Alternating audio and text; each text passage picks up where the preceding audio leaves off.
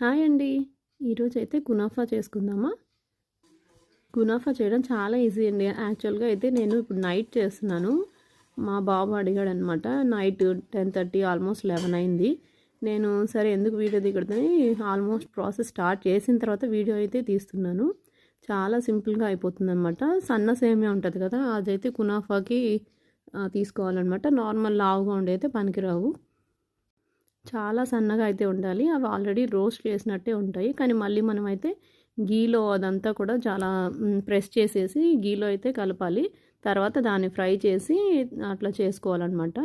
అంతే. ఒక దాంట్లో నేనైతే పాలు కాచేసుకున్నాననమాట. పాలు కూడా కాచుకొని దాంట్లో ఒక కార్న్ ఫ్లోర్ వచ్చేసి 2 స్పూన్స్ అదే పాలల్లో మిక్స్ చేసి పక్కన పెట్టుకున్నాను.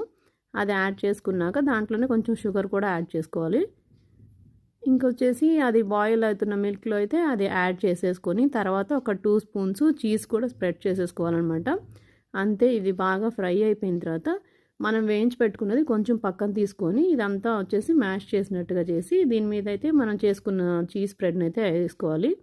అండ్ తర్వాత ఇది కూడా దానిపైన ఏసేసి ఇంకొక లేయర్ లాగా అయితే ఫార్మ్ చేయాలనమాట అంతే. కానీ ఇది తిప్పేటప్పుడైతే చాలా డెలికేట్‌గా ఉంటుంది కాబట్టి కేర్‌ఫుల్‌గా అయితే చేసుకోవాలి. తీసేటప్పుడు కూడా అంతే. అండ్ షుగర్ సిరప్ కూడా మనం పాకం పెట్టేసుకొని ఉన్నాను ఆల్రెడీ నేనైతే. అదొచ్చేసి గులాబ్ జాము సిరప్ లాగా ఉంటే సరిపోతుంది అనమాట. కానీ మనం తినే ముందైతేనే అది సిరప్ అయితే యాడ్ చేసుకోవాలి, షుగర్ సిరప్ అనేది. అంతే. మావాడు కూడా చేస్తానని చెప్పి అయితే దీనికి డెకర్ చేస్తున్నాడు అనమాట. పిస్తాని గార్నిష్ చేసి అండ్ డ్రై రోజ్ పెటల్స్ ఉంటాయి కదా, అవైతే నేను కొంచెం అది తీసి పెట్టుకుంటాను. అది కూడా వేసానమాట. బాగుంటుంది.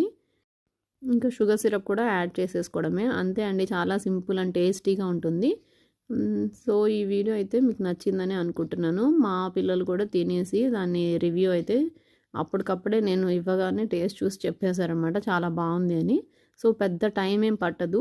ఈజీగానే మనం ఇంట్లో చేసుకోవచ్చు. మనం దానికోసంగా మేమైతే మెట్రో దగ్గరికి వెళ్ళి మరి పెద్దమ్మ టెంపుల్ దగ్గర తినేవాళ్ళం.